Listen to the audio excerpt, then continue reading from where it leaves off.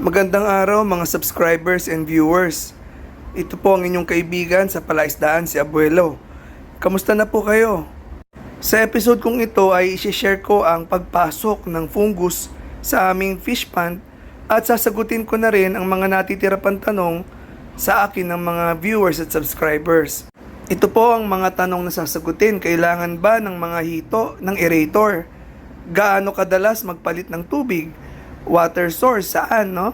Cost of fingerlings and where to buy. Bakit pinapatay ng kapwa hito ang mga bagong lipat sa pond after sorting? Kaya samahan ninyo ako hanggang sa dulo ng episode kong ito at sana ay mag-enjoy kayo at may matutuhan at makinabang. Ito na po.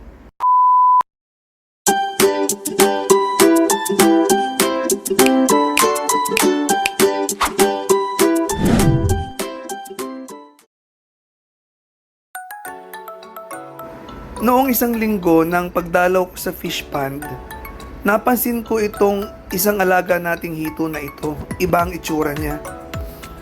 Para siyang zombie at ibinabangga-bangga niya yung sarili niya sa pader ng fish pond.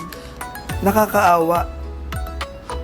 Ito ang itsura ng alagang hito kapag na-infect ng fungus. Kaya dali-dali naming ibinaba ang tubig ng fish pond para malaman kung gaano kalawak ang pinsala ng fungus sa fish pond. Iniisip ko nga kung sana wag naman maraming isda ang naapektuhan. Kasi ang fungus ay sanhi ng napabayaang tubig.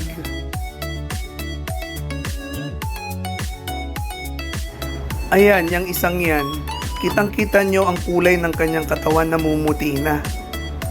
Kaya talagang kumpirmado na ang fish pond namin ay napasok na ng fungus.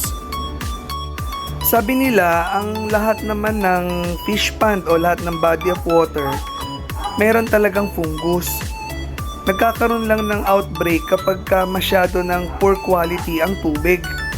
Or kapag ang mga alaga nating isda ay may mga sugat, doon sila pinapasok ng fungus.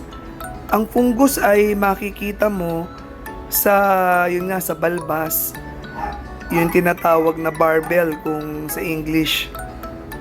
Ayan, yung kamukha na yan, makikita ninyo yung balbas o barbel ay upod na. Tas yung mata niya halos nakaluwa na, bulgy na. Hindi kamukha nung isa, ito yung healthy na catfish, ay intact lang ang mata. Ayan, makikita ninyo, upod na yung balbas. Yung balbas kasi na yan ang pangamoy nila sa pagkain. Kaya pag nagbagsak ng pagkain sa tubig, yung mga balbas nila na yan o barbels, ang nakakasense o nakakaamoy ng pagkain. Yung buntot, kita nyo, yung mga palikpik, yung fins nila, affected na rin, meron na rin fungus, namumuti, at nauupod.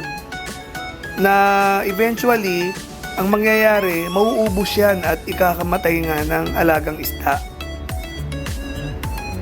Ayan, medyo naghihingalo. Yung isang yan, sa parang 10 ang naapektuhan, yan lang ang namatay. Parang mabuti pa sana hindi na namin inalis sa tubig.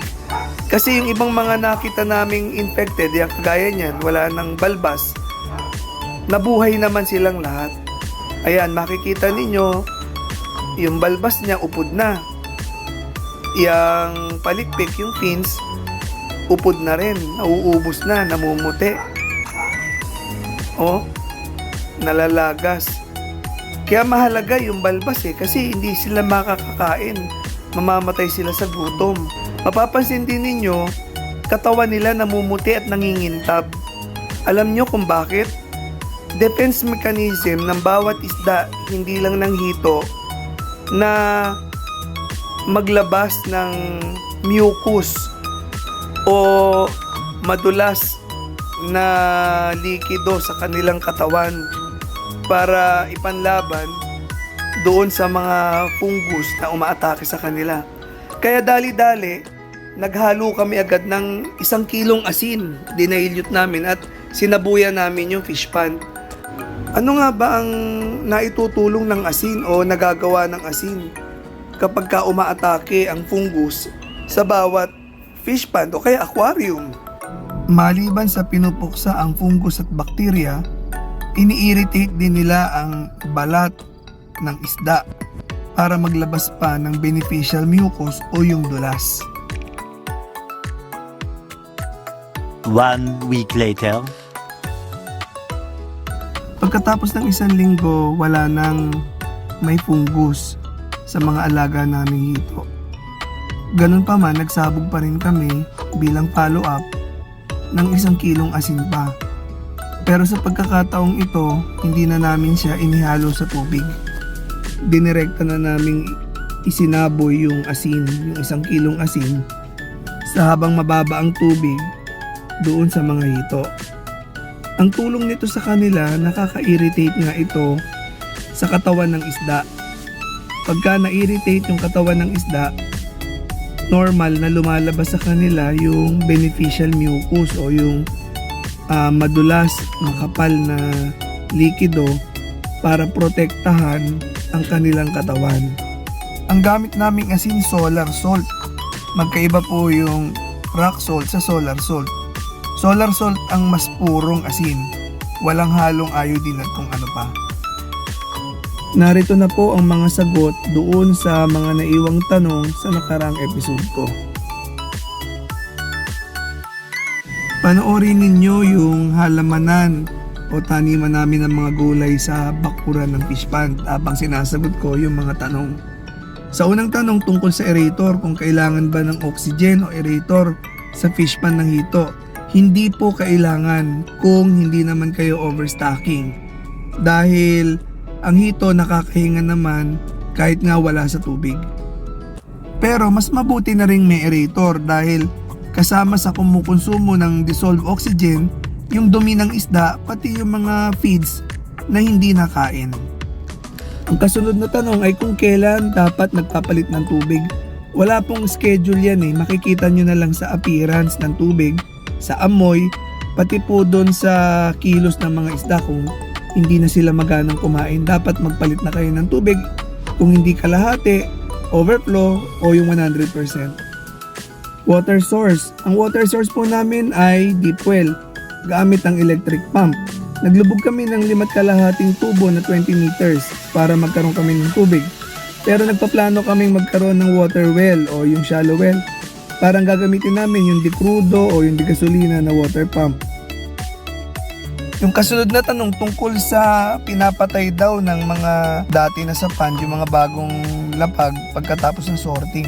Hindi po ganun yun. Hindi naman po parang territorial ang mga hito. Ang problema po, baka nasugatan po yung mga hito nung nagsusorting kayo. Kasi ang mga hito, pag mayroon silang kasamang nasugatan, ina-attack na nila yon hanggang sa mamatay na.